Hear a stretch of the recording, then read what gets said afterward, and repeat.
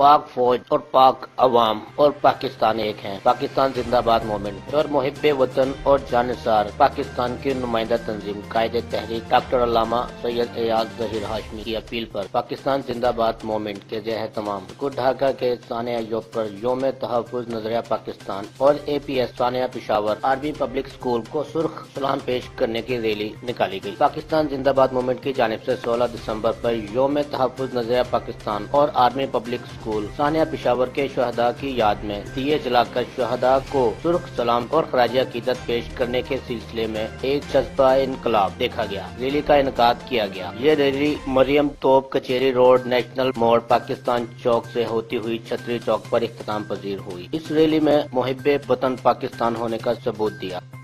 نعرے کے ساتھ عمران علی راج پر سکر